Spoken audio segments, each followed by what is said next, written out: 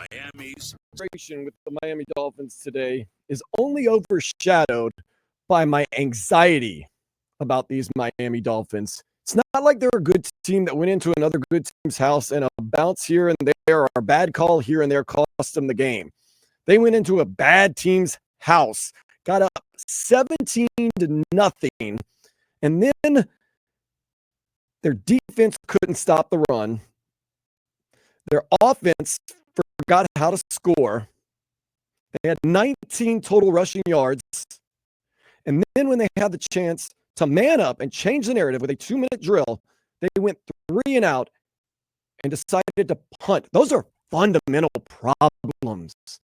Like I said, you have a bounce here, you have a bounce there, you have a bad call here, you have a bad call here, you accidentally step out, and you say, man, what happened? We can't catch a break. That's okay. That can be fixed. But if you have fundamental problems, like let's just say 19 total rushing yards, let's just say Bryce Young and Rico Dowdle took care of business against you today. Your $51 million a year quarterback had a 2-minute drill with a chance to win. Couldn't even get a first down and overthrew his best receiver who was wide open.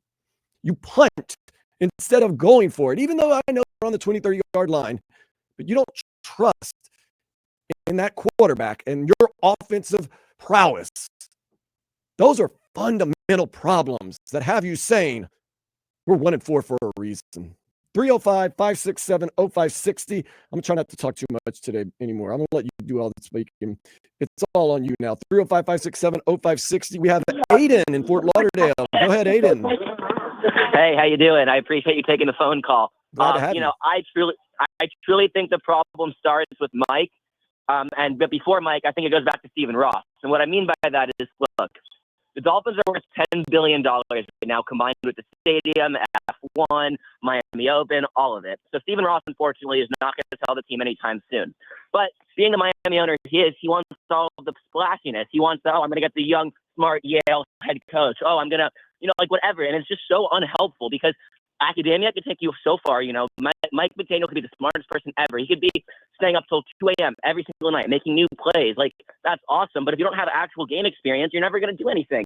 And, as I'm a young fan, I grew up with Joe Philbin, then Adam Gase, Brian Flores.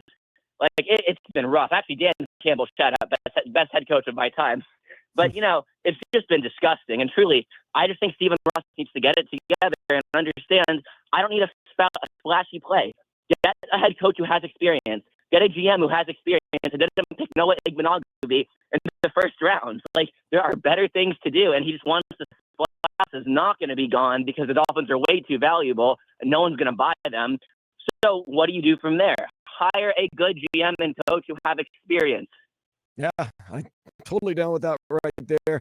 It does seem as though there's been some fundamental problems, hence why the Dolphins have not won a playoff game in 25 years. 305-567-0560. Mark in Key Largo, how's it hanging? Hey, it's good. The pro football reveals greatness and exposes weakness. Mm-hmm. Mike McDaniel is obviously had been a great offensive coordinator. He's not a great head coach.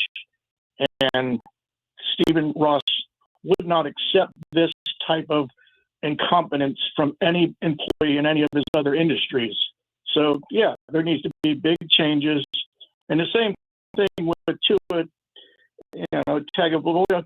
He was a great statistical quarterback behind the national championship offensive team.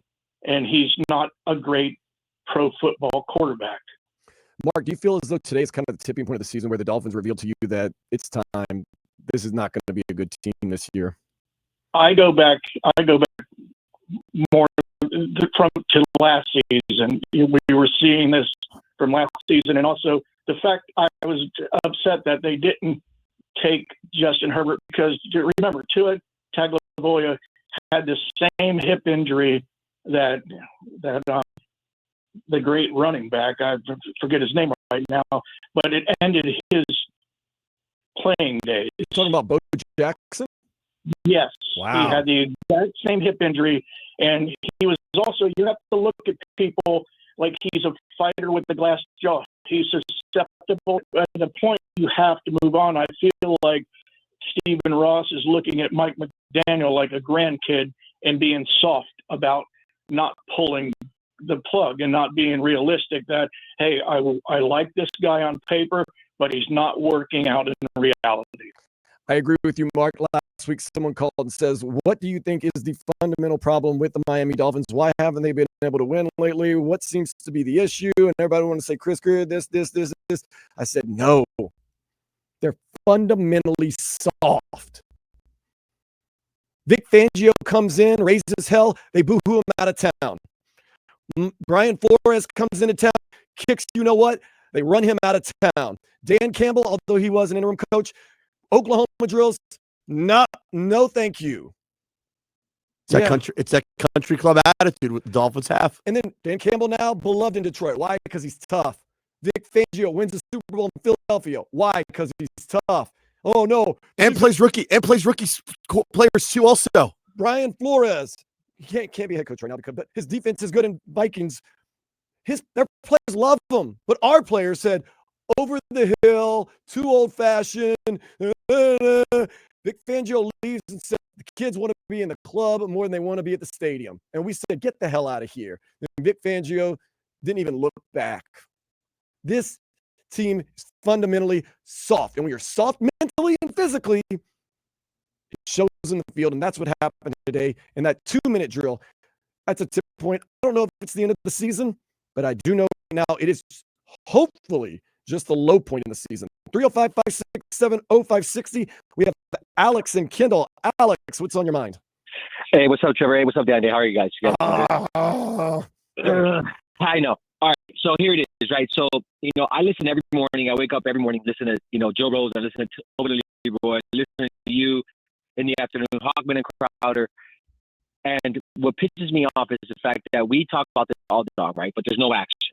But what seems to be the problem is the fact that Christian Wilkins has been at free agency this past, I want to say 3-4 months, and no one's even touched him. And the fact that they just came down and they just ran down our throat. That's all they did. They just ran down our throat. They just said, you know what, we're just going to hand it off to some backup running back, and we're going to run it down your throat. We're going to run it down your throat. There's to a point where we had no answer for it. I mean, there wasn't even anything like, hey, let's switch it up to a 4-3 defense or a 4-6 or a 4-3-6 bear defense. Nothing. I mean, there was no scheming whatsoever on the defensive side.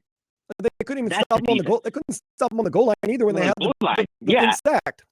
Let me tell you this. 100%. Let me tell you this. Okay, so it got so bad, and I thought today's announcing team was fantastic. Mark Schlereth, I give him all the credit in the world. Jen Hay was actually my mentor, so of course I'm to her. But Mark Schlereth kept being like, "Don't pass the ball. Run it to the right.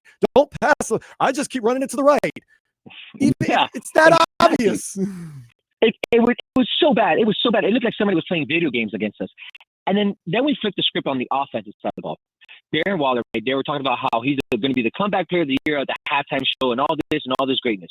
Guy disappears, became Casper. Like, I don't know what happened where they probably got, Sam Madison, Patrick Sedan out of retirement. And the corners became the greatest corners in the world, the tag team duo, and they just locked them down. Something had to happen. I'll tell you what, it's because Mike McDaniel knows that Tua cannot do certain things, so he knows that he cannot call certain plays.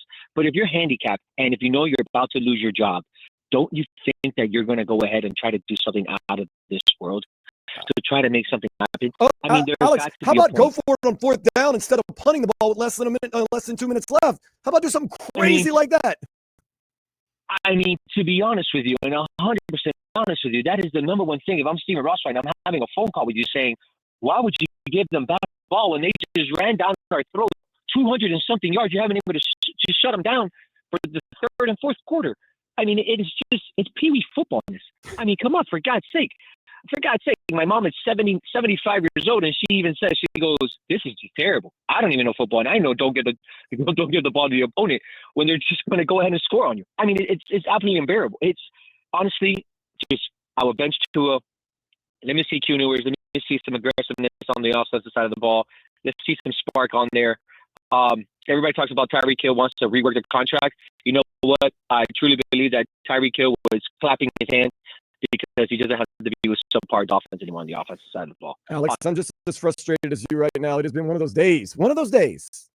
Now, I'm not saying the season is a total wash, but it is one of those days where just I need to stop by Jensen's liquor store and go see Manny and Don Julio after this one, because I'm going to need some beers to relax myself. So let's take a quick relaxation break. We're going to hear from McDaniel. We're definitely going to hear from Tua, and I'm going to be very critical of Tua and his responses unless he just comes out and owns it. And if he owns it, more power to him. Doesn't change the fact that he did not get it done when he got paid $51 million. That's what you do.